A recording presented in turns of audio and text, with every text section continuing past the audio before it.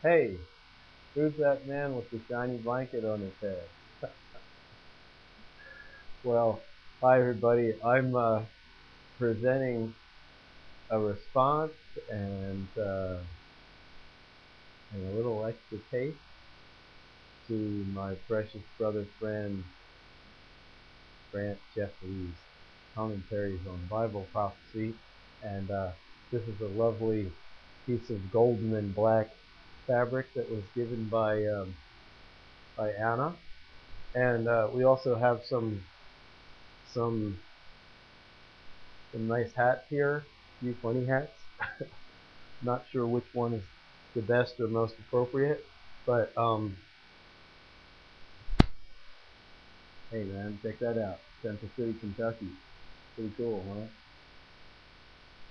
huh? Basically, I have lots of respect for um, Grant Jeffrey, and his book Signature of God is actually one of the most amazing little collections of information I've ever read. We're here at the Safety Net Clubhouse in the little kitty room right here with the rainbows and stuff like that. And I wanted to introduce you to the five big shows. Before you start going toward the Bible-ish stuff, you might want to, talk to people about why you would want to get into this, focus on Yeshua and God in this book and that type of thing. So before you even crack open one of those things they call a Bible, you know what Bible means? Bible means book. And last I counted, there's a lot of books in the world, you know what I'm saying? And so the most important part about that Bible book thing is that the Hebrew writings part of it is proved to have not been changed. They found the Dead Sea Scrolls, and that's really wild because that helped show that word for word, letter for letter, the thing hasn't really been changed substantially in any way. So what are you going to do with 200 to 300 predictions that all point to this guy that can heal anybody for 3 years straight? And then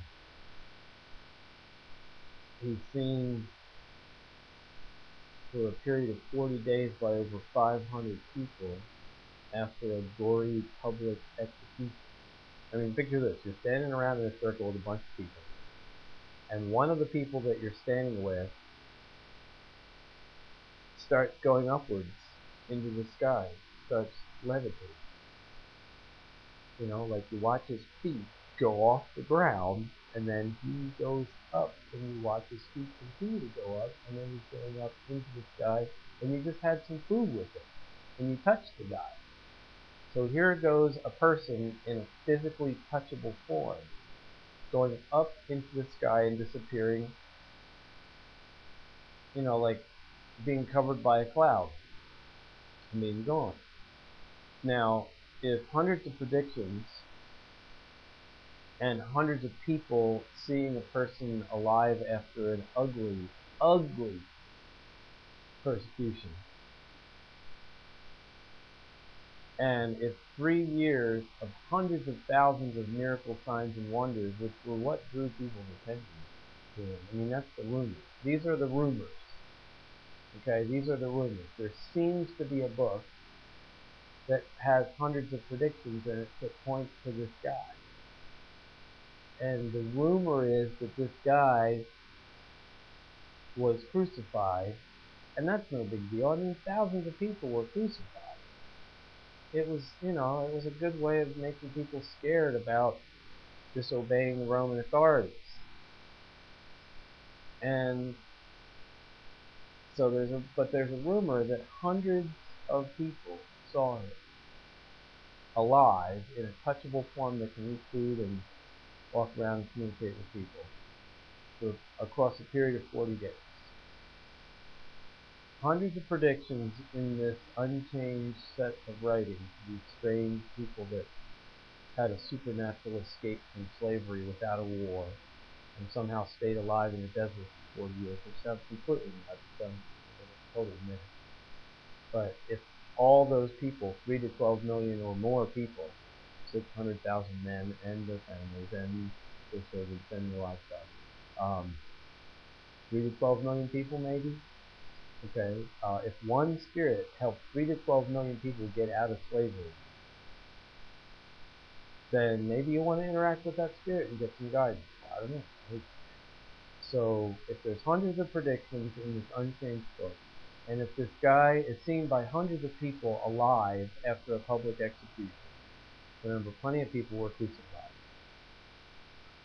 but there's not too many that are known for coming back from the dead. And that particular person is rumored to have been able to heal just about anybody and was able to perform hundreds of thousands, arguably hundreds of thousands of miracles across a period of 3 years. So those are the rumors. If they're not true, who cares? But if they are true, those guys saw him go back into the spirit realm through the cloud in a touchable form. And so if he's not there, who cares? But if he is there, then you ought to try talking to him on the slide for a couple weeks. Maybe even not telling him. Because the church rest in America is a little confusing. You can definitely get caught into various people's schools of thought and training, etc., and get a bunch of good points, but then miss a couple of other essential, absolutely important points. So if he's really over there in the spirit realm, maybe he can talk to you, correct you, interact with you in ways that will be like, oh, you heard that. I didn't say anything. You heard my inner self. So the 5 big shows. Have you ever heard the 5 big shows? Well, maybe not. I'm not surprised because I made them up. Well, it's just I didn't make them up. It's just an idea. Okay, 5 big shows that Yahweh Spirit. That's what the voice from the burning bush said. My name is Yahweh. Yahweh apparently means I am the always increasing one. I am the supremely I am one. If somebody is, I'm a bigger is. I'm the beginning is. It's an implication of I am, but I am extra I am. So one who increases and doesn't diminish.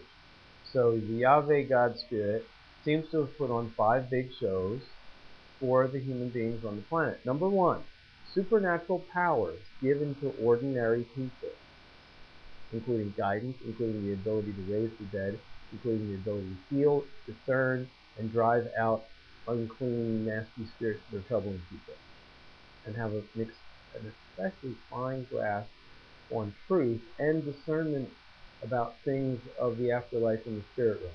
Supernatural powers given to ordinary people, number 1. Number 2, the entire visitation of the Yeshua of Nazareth phenomenon. The whole package, the predictions, the eyewitnesses, the resurrection and ascension, the 3 years of hundreds of thousands of supernatural events, which are the rumors. Okay, that seems to be what happened. Then, that Exodus thing, the supernatural escape, and the people who wrote the supernatural storybook that is laced with these predictions about the supernatural visitor. So the invisible helper, Yahweh, who claims to have designed everything, gives ordinary people like commercial fishermen and cutthroat business people supernatural powers. Have you ever known a commercial fisherman? There's some pretty tough characters, you know, like and have you ever known a cutthroat business person? They don't have a whole lot of time to sit around and listen to your Bible teaching, you know what I'm saying? But if you can walk in and heal their niece of some bizarre disease, boom, just like that, they might like sneak in the back door and want to ask you about a thing or two at their business project. So, supernatural powers given to ordinary people, the whole Jesus visit, the whole Exodus deal, the whole flood deal, and the whole designing of all the universe. The flood deal. Okay, is your God Spirit, is the God Spirit that you communicate with the spirit that would kill